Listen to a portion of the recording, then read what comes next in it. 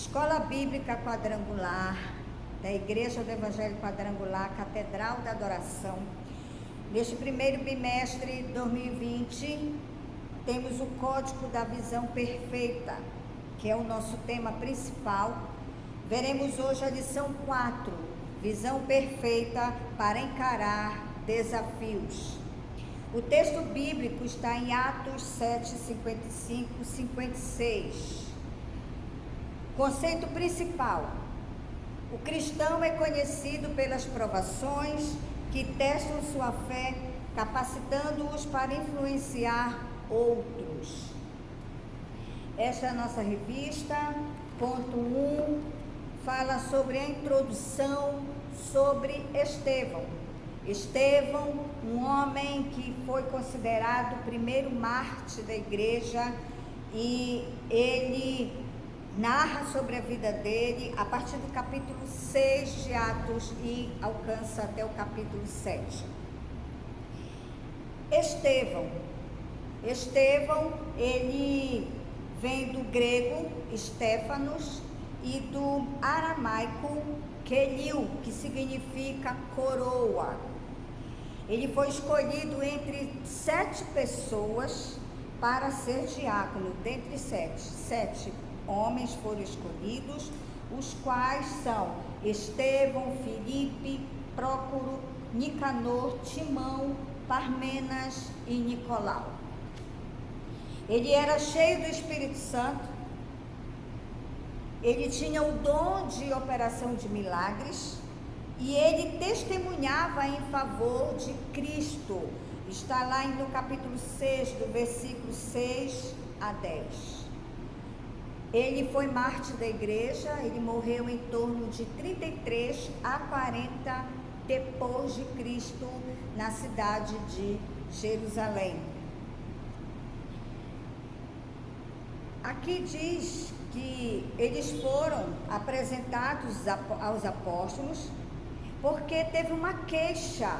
Antes, a igreja se reunia, tinham uma comunidade, todos se repartiam as coisas em comum, mas houve uma queixa. A queixa foi que um dos helenistas, do grupo deles, eles reclamaram para os discípulos que as suas viúvas estavam sendo esquecidas na distribuição diária.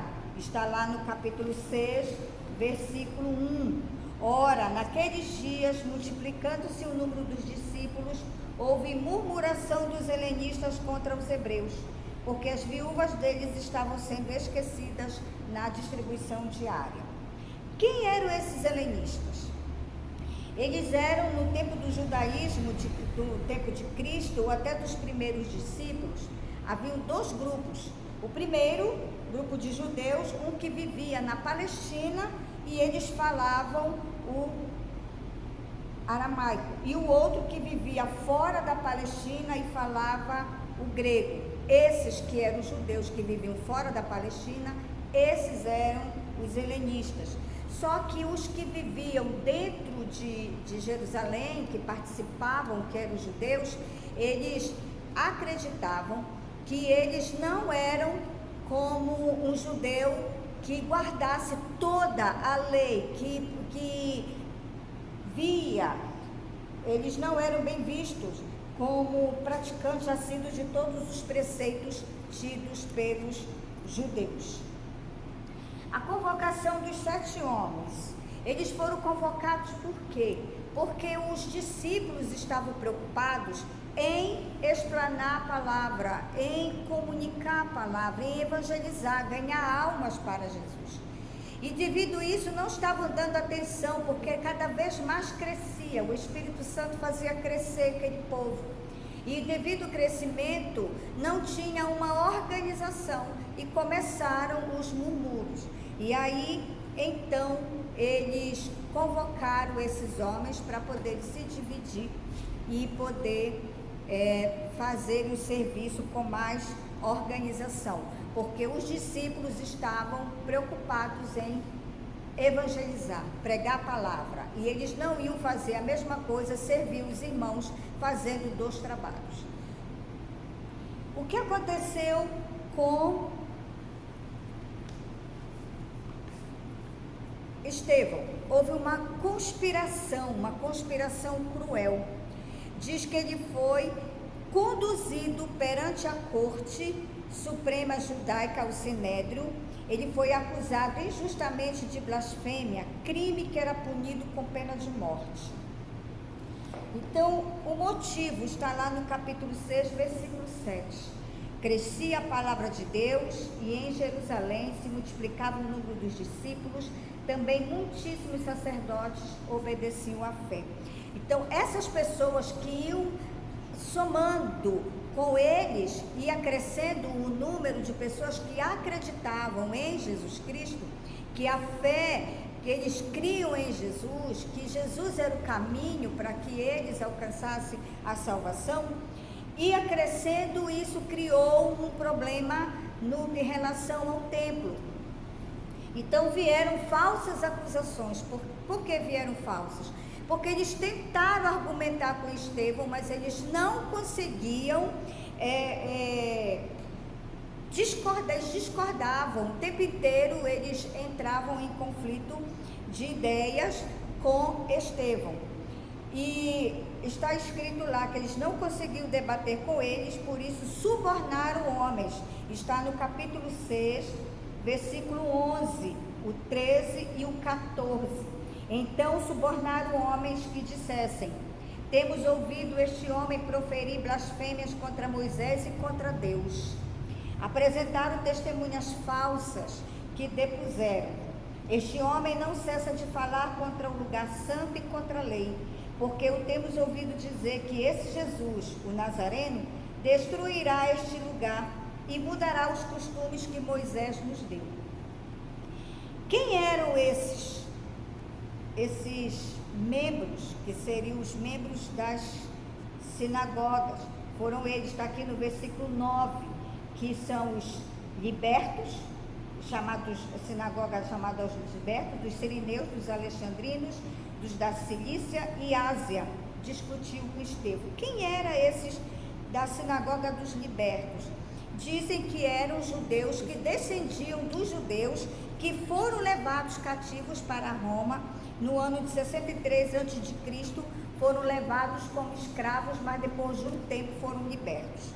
E também os judeus que eram de Cirene e Alexandria, como das províncias da Cilícia e Ásia. E eles não podiam resistir à sabedoria que havia na fala de Estevão. No livro, na página 13, nas últimas linhas, diz que acusou-os veementemente de resistirem ao Espírito Santo, da mesma forma que fizeram seus pais, culpando-os de traição e homicídio. Quando eles ouviram essas palavras, o ódio encheu seus corações e rangiam os dentes.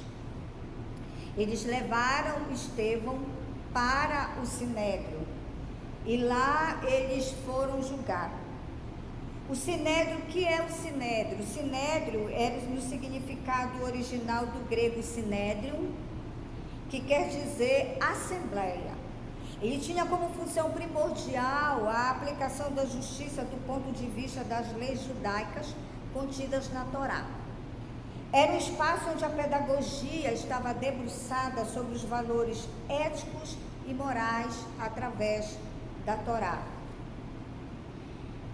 Como foi a defesa de Estevão quando eles levaram ele até esse Sinédrio? Eles primeiro acusaram de blasfêmia contra o templo, contra a lei e contra Moisés. Contra o templo era uma misteriosa palavra que no entendimento deles ainda não tinha o significado. E está lá em João, no Evangelho de João, no capítulo 2, versículo 19. Jesus lhe respondeu: destruí este santuário e em 3 dias o reconstruirei. Replicaram os judeus: em 46 anos foi edificado este santuário, e tu em 3 dias o levantarás? Ele, porém, se referia ao santuário do seu corpo. Também está lá em Mateus 26, 61 e 27, 40. Sobre a lei e Moisés, eles diziam que ele estava anunciando Jesus, que este Jesus iria mudar os costumes que o Moisés tinha recebido de Deus, a lei que Deus tinha dado a ele, a Moisés, e Moisés tinha entregue ao povo. Então, Estevão, ele foi acusado de falar sobre a autoridade que tinha sobre ele, pelo meio do Espírito Santo, e ele evangelizava falando de Jesus. Mas ele foi acusado de blasfemar contra Deus, contra a lei, contra o templo e contra Moisés, igualmente como Jesus também foi. E é interessante que ele também, Estevão, como Jesus, foi tirado da cidade, foi lançado fora da cidade e foi morto fora da cidade. Jesus morreu crucificado e ele apedrejado. Mas antes dele ser morto, ele fez um discurso para que ele se defendesse. Então ele começa, como diz lá no capítulo 7, no versículo 2, ele diz assim: Estevão respondeu: varões, irmãos e pais. Então significa que ele era de Israel e por isso o chamou de irmãos. Ele depois descreve a história de Israel, começando por Abraão, quando ele conta que Abraão saiu, atendeu a voz de Deus, saiu da sua parentela, foi para um lugar onde Deus ainda ia mostrar. Passado um tempo, ele tomou aquela promessa de que ele seria uma grande nação, teve um filho, o Isaac, com a sua esposa, já ambos com idade avançada, que foi um milagre de Deus. Depois ele fala sobre o filho Isaac, que ele levou para ser sacrificado, e então Deus providenciou um cordeiro. E Isaac depois, ele vem, tem 2 filhos, Esaú e Jacó, mas a promessa seguiu não para o primogênito Esaú, mas passou para Isaac, para Jacó. De Jacó vieram os 12 patriarcas. Depois ele fala em José que foi vendido pelos seus irmãos, ele foi maltratado, depois ele foi para o Egito, e lá no Egito Deus fez ele crescer grandiosamente, que ele se tornou um governador, até mesmo para poder ajudar o seu povo, ajudar a sua família, que depois passaria por uma grande fome. Depois, então, passa o tempo, eles conquistam a terra de Canaã, aos poucos, não totalmente, mas então vem os reis, ele não fala do primeiro rei, mas fala já de Davi, que foi um grande guerreiro. Então Deus disse para ele que ele não edificaria uma casa para ele, porque até no período quando eles estavam no deserto, ele pediu para que Moisés construísse o tabernáculo para que ele habitasse no meio do seu povo. E depois disso, ele pediu para que construísse um templo. Mas Davi sentiu grande alegria em querer construir esse templo para Deus, para que Deus viesse habitar no meio do seu povo. Mas Deus disse para ele que não seria ele, porque a mão dele era suja de sangue. Então, seu filho Salomão foi que veio edificar a casa para o Senhor. Está lá no capítulo 7, versículo 47 em diante. Mas foi Salomão quem lhe edificou a casa. Entretanto, não habita o Altíssimo em casas feitas por mãos humanas, como diz o profeta. O céu é o meu trono e a terra o estrado dos meus pés. Que casa me edificareis, diz o Senhor, ou qual é o lugar do meu repouso? Não foi, porventura, a minha mão que fez todas essas coisas? Depois disso, ele recebe quando ele fala: qual dos profetas vossos pais não perseguiram? Eles mataram o que anteriormente anunciava a vinda do justo, do qual vós agora vos tornastes traidores e assassinos. Quando eles ouviram essa palavra, quando ele falou essa frase, eles então, aqui a própria Bíblia fala e a revista diz que eles rangiam os dentes contra eles, tanta raiva que eles sentiam, e teve uma sentença de morte. para Estevão. E diz assim, então, está lá em Atos 7, 57 e 58, então Estevão, estando cheio do Espírito Santo, fixou sua visão no céu e viu a glória de Deus e Jesus à direita de Deus, pronto para recebê-lo, e disse, eis que vejo os céus abertos e o Filho do Homem que está em pé à mão direita de Deus. Ao declarar essa visão, eles gritaram em alta voz, taparam os ouvidos e lançaram-se contra ele furiosamente, e expulsando da cidade, o apedrejaram.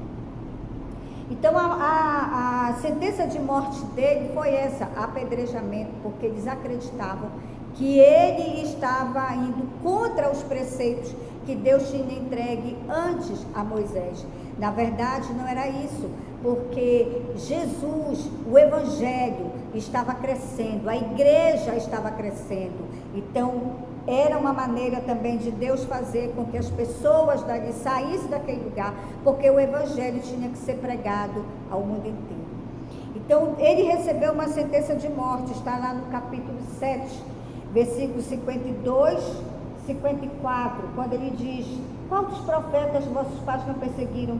Eles mataram os que anteriormente anunciavam a vinda do justo, do qual vós agora vos tornastes traidores e assassinos.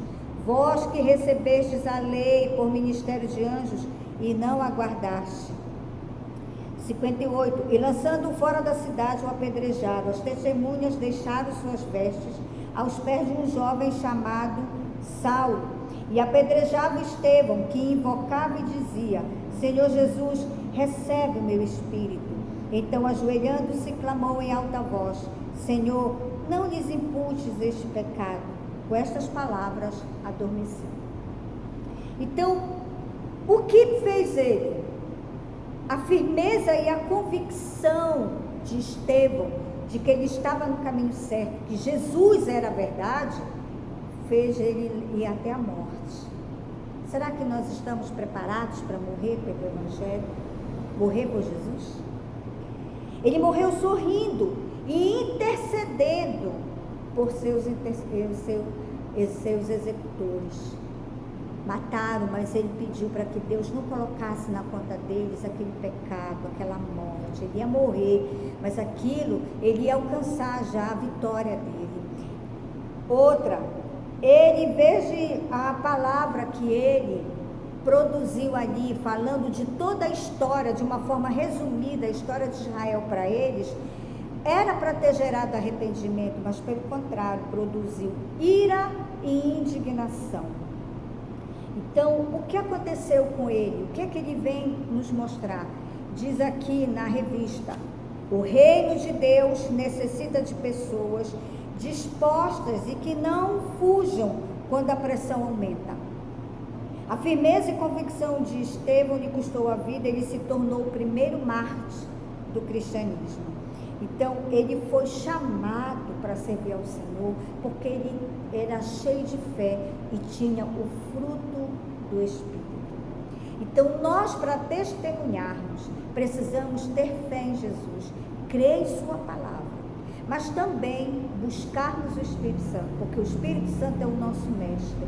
Precisamos ser cheios do Espírito, porque quando somos cheios do Espírito, somos guiados. Ele nos abençoa, não somos limitados, somos ilimitados quando vamos utilizar o fruto do seu Espírito para proclamar o Evangelho.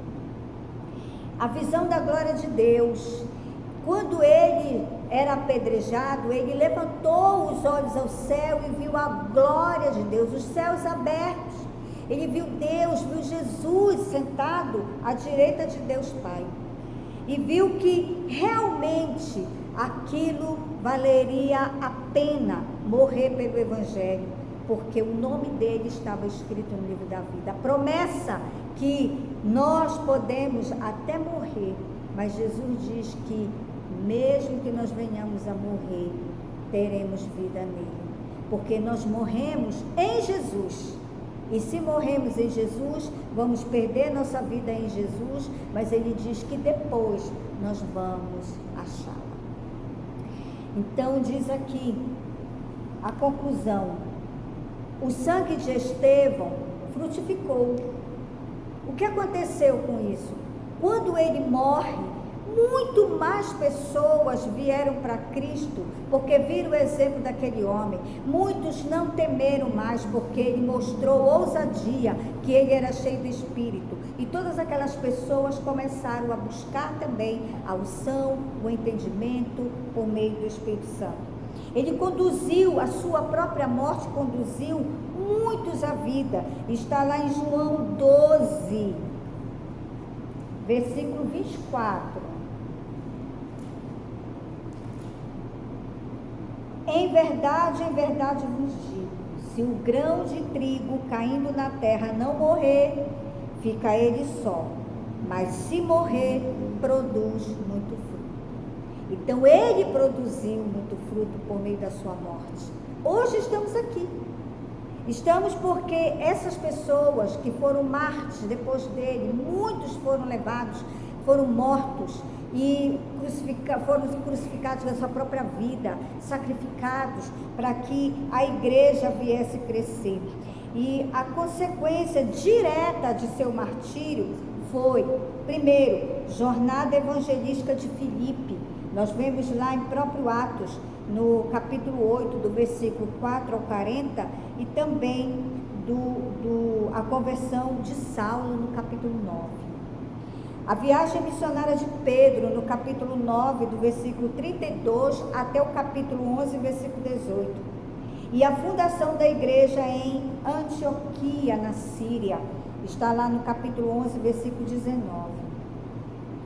Então, aqui diz que não podemos viver, né, se Estevão morreu por sua fé, como não podemos viver pela nossa? Não podemos viver apenas de bênçãos terrenas e de prosperidade material. Tais coisas fazem parte das promessas que repousam sobre a igreja. Contudo, o reino de Deus também inclui desafios e adversidades. A fé genuína promove a visão perfeita para receber as coisas boas e não fugir dos desafios, mas aceitá-los como algo necessário e proveitoso para o nosso crescimento. Então, que desafios a igreja tem enfrentado hoje? Nós como cristãos, temos os nossos próprios desafios. Temos que vencer. Temos que buscar fé. A Bíblia fala que nós temos que ter a nossa fé como um grão de mostarda. Mas isso é o início da fé. Eu preciso avançar, eu preciso crescer, eu preciso fazer com que a minha fé, ela se desenvolva e cresça e ela venha produzir frutos. O próprio pezinho, a árvorezinha do grão de mostarda, ela é muito frondosa. Uma árvore, a Bíblia, quando ela fala, ela nos compara a uma árvore. Está lá no Salmo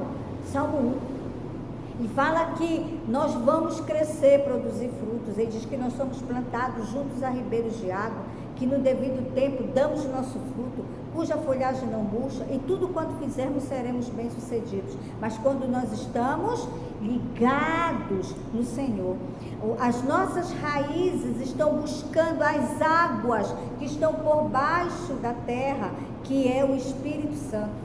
Quando nós buscamos, quando nós nos alimentamos, quando o Espírito Santo está conosco, nós avançamos, crescemos e vamos produzir frutos. E a Bíblia diz que o nosso fruto permanecerá. Quais são os desafios da igreja hoje? Primeiro, liberdade religiosa, que nós estamos enfrentando no mundo inteiro. Existem países que estão fazendo leis que não permitem que nós falemos determinadas verdades que constam em sua palavra. A hostilidade cultural que vem contra o cristianismo bíblico.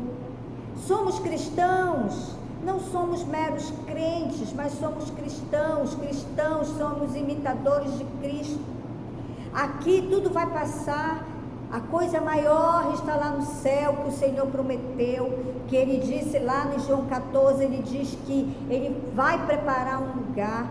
Ele diz que Ele vai preparar o lugar e depois vem nos buscar para este lugar, porque Ele quer que nós estejamos com Ele eternamente em Sua presença.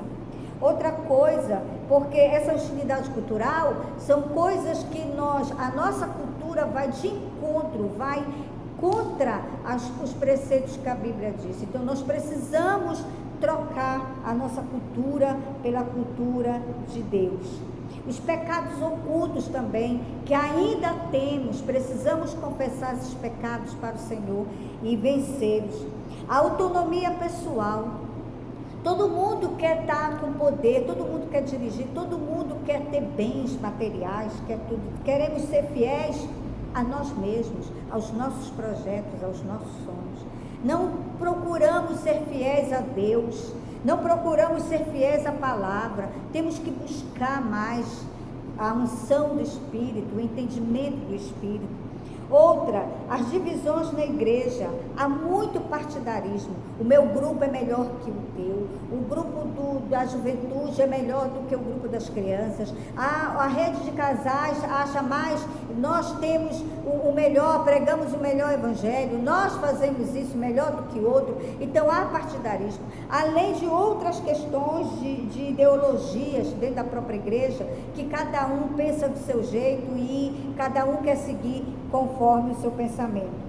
E outra são as questões sobre a homossexualidade, sobre o racismo, sobre o machismo, tantas coisas que ainda tem dentro da nossa igreja, que nós dizemos que o Senhor Jesus já nos libertou, mas nós aprisionamos as pessoas nessas ideologias. Outro desafio que a igreja precisa é a crise de identidade. Eu preciso ter uma identidade. Qual é a minha identidade? A minha identidade está no céu. Eu sou cidadão do céu, você é um cidadão do céu. Então você precisa ter essa identidade do céu. Nós vamos voltar para o nosso lar, que o Senhor está preparando para nós. Então nós vamos voltar. Temos a nossa identidade brasileira? Temos. Nós temos a nossa carteira de identidade, mas também nós temos a nossa identidade no céu.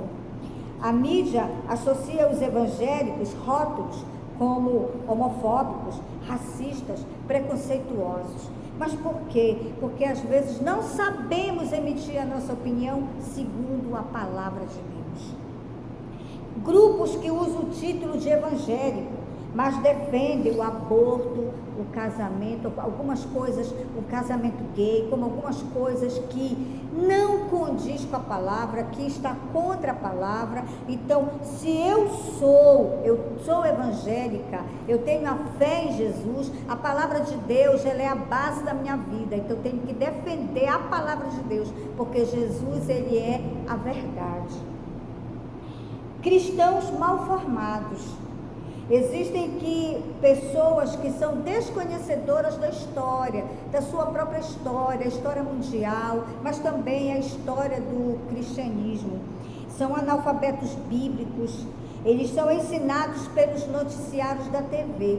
Pessoas que veem muita novela, veem muitos programas, até mesmo existem programas na televisão que são nocivos a nós que somos cristãos.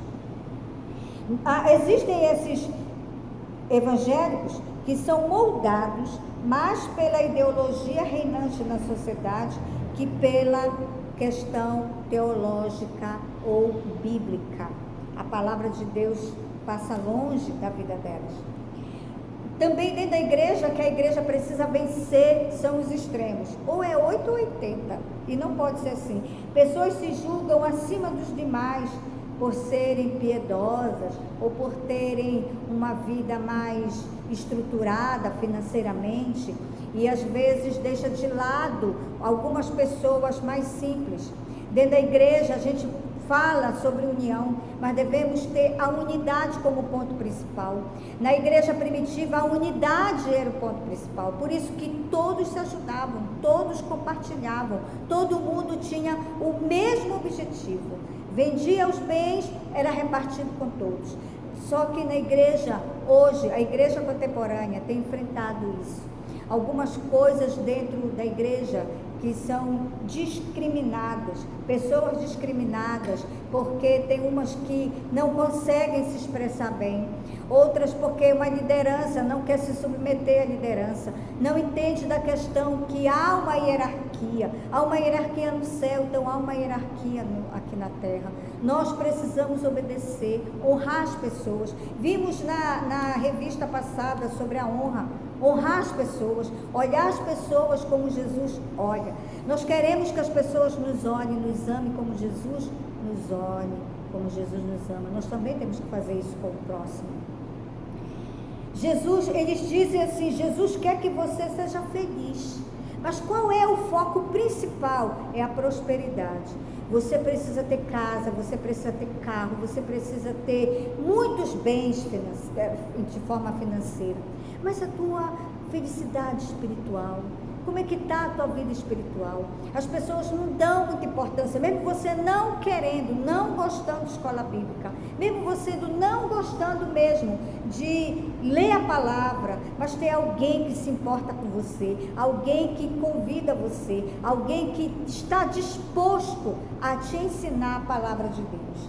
Então nós devemos colocar o Evangelho no centro da nossa vida e do nosso ministério. Estamos preparados para vencer os desafios, para vencer o que está aí? Agora, com este vírus, o Covid-19, as igrejas estão paradas fisicamente, mas pode-se usar as redes sociais. Tudo isso estamos enfrentando, que é um desafio. Estamos enfrentando, estamos obedecendo, que é melhor para nós, para que a gente possa passar para o outro segurança, firmeza. Então, que nós venhamos meditar mais na palavra, ouvir mais, entender mais. Se não temos o conhecimento, temos que buscar. Mesmo eu, quando eu não tenho conhecimento, troco com alguém mais perto, eu converso com as pessoas, pergunto para o meu pastor, pergunto para outra pessoa, que para mim tem um outro entendimento, porque é bom nós conversarmos, termos entendimento da palavra. Então, Estevão, ele tinha um entendimento, porque ele buscava em Deus, buscava o Espírito Santo, e ele tinha como base a palavra na sua vida, e por isso ele morreu. Então, vai chegar o tempo que a igreja será perseguida. Será que já é o tempo? Será que estamos preparados para até ir à morte, seja qual for ela? Será que vamos negar Jesus? Estevão não negou, mas através do seu testemunho, muitas pessoas foram salvas. Como é que está o nosso testemunho? Eu tenho buscado, Senhor? Eu tenho feito o que a palavra de Deus manda? Então, que o Senhor nos abençoe. Que Ele venha despertar em nós a vontade de amar Sua palavra, a buscar Sua palavra, a buscar Sua presença, a ter o Espírito Santo como nosso mestre para nos guiar no nosso dia a dia. Que Deus nos abençoe. Amém. Põe a mão no seu coração e ore. Senhor Deus, em nome de Jesus, nós te agradecemos, meu Pai, por esta aula, por este conhecimento, que nós possamos, meu Senhor, nos arrepender. O tipo de vida que ainda estamos vivendo, Senhor, que não te agrada, seja o que for, que nós precisamos largar e dar bom testemunho da tua verdade. Que o teu Espírito Santo, que é o nosso mestre, nós abrimos o nosso coração, nós permitimos que ele venha e nos ajude a testemunhar da verdade que é Jesus Cristo. Nos abençoa em nome de Jesus. Amém.